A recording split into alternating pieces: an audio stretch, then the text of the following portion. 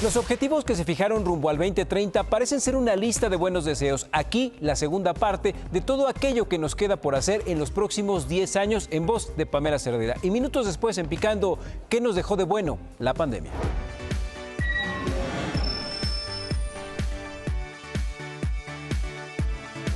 Ayer platicábamos de este encuentro de cabezas de Estado de la ONU y cómo estaban repletos de buenos deseos para crear un mundo mejor y cómo muchos de esos objetivos para el 2030 se quedaron en eso. Buenos deseos, buenas intenciones, por incapacidades de esos mismos estados. Y después llegó la pandemia. Esta es la segunda parte de la tarea que se quedó pendiente. Lograr la igualdad entre géneros y empoderar a todas las mujeres y las niñas. ¿Cómo empezamos con un tema así en un país en donde diario son asesinadas más de 10 mujeres y en donde hasta hace muy poco tiempo comenzábamos a familiarizarnos con la palabra feminicidio? Imaginen la situación además en cuestión educativa para las niñas. Según la UNESCO, más de 11 millones de niñas en el mundo, desde educación preescolar hasta educación superior, corren el riesgo de no volver a la escuela en el 2020 gracias a la COVID-19. Ahora imaginen además cómo hacemos si somos un país que al día de hoy sigue criminalizando las protestas, preocupado por las paredes y asumiendo que las cosas nos pasan a las mujeres por la forma en la que nos comportamos o por la forma en la que nos vestimos. La igualdad es una tarea pendiente, una que por cierto ayudaría incluso a acelerar los problemas económicos del país, de cualquier país, está comprobado. Agua limpia y saneamiento. Los siguientes datos son preocupantes. En todo el mundo, 1 de cada 3 personas no tiene acceso a agua potable salubre. Y en este año de pandemia, otro dato: 2 de cada 5 personas no disponen de una instalación básica destinada a lavarse las manos con agua y jabón.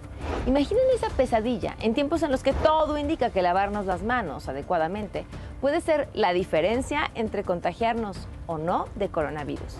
Apenas hace unos meses hablábamos sobre una deuda de agua que se tiene con Estados Unidos en el norte del país. Y al mismo tiempo tenemos en el sur con estas terribles inundaciones debido a las tormentas tropicales y huracanes. Los extremos se tocan de un punto a otro y ahora nos compete a todos. Ahora sí que aguas con este tema. Energía asequible y no contaminante. Ya sé, ya estamos acostumbradísimos a ver las imágenes de campos llenos de hélices que producen energía eólica.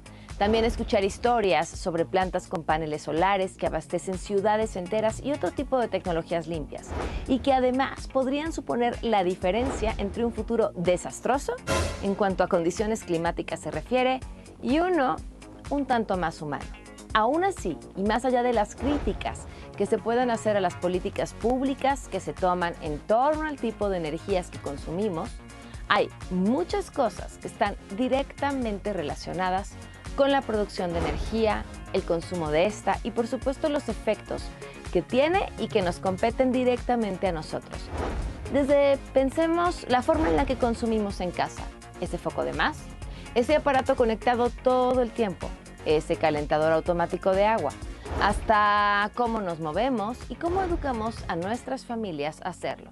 Seguir pensando que compete a alguien más ha sido la razón por la que estamos metidos con tantos problemas y tantas cuentas pendientes. Trabajo decente y crecimiento económico. A ver, ¿cómo empezamos esto? Se estima que 32.500 negocios desaparecieron gracias a la pandemia en México. Según información de la Cámara Nacional de Comercio, Servicio y Turismo en la Ciudad de México, la Canaco CDMX, indica que estos negocios perdidos fueron principalmente tiendas de abarrotes, papelerías y otros comercios minoristas. Sí, esa tiendita de la esquina que hoy nos necesita más que nunca, sobre todo porque tenemos que pensar que las grandes empleadoras del país son las micro y pequeñas empresas. Pero el problema es todavía más grande, ya que en junio de este año el nivel de desempleo sigue sin recuperarse. Reducción de desigualdades. El informe de la ONU dice textualmente, la COVID-19 ha intensificado las desigualdades existentes y ha afectado más que nada a los pobres y a las comunidades más vulnerables. ha sacado a la luz las desigualdades económicas y las frágiles redes de seguridad social que hacen que las comunidades vulnerables tengan que sufrir las consecuencias de esta crisis con muchísima más fuerza. Al mismo tiempo, las desigualdades sociales, políticas y económicas han amplificado los efectos de la pandemia, cosa que no podemos negar, lo vemos todos los días. La pregunta sobre este rubro es primordial. ¿Existe de verdad una agenda que desde lo político entienda que si no hay una nivelación de la riqueza, difícilmente podremos lograr algo? Quizá no. Y creo que la pandemia dejará más allá de elecciones, sentencias, y que tendremos todos que trabajar desde ya. Y la cuenta sigue.